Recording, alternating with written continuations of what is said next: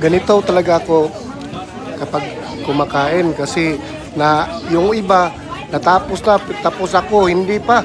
Tingnan mo, marami akong naubos. Oh. Yung nilagay ko diyan sa isang plato na maraming mga wala nang laman. Yung kinain ko yan. Oh.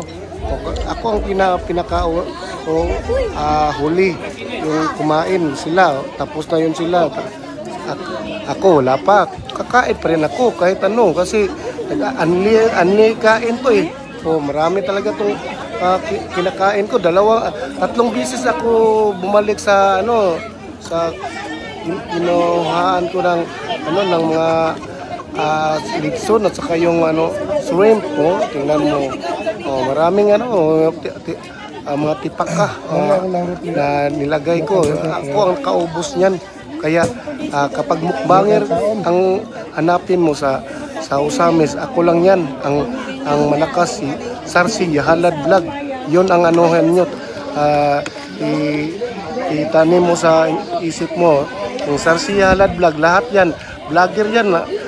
Nagbablog ako sa kahit sa yung basketball, yung lahat ng iba-vlog ko talaga. Wala akong pinipili. Oh.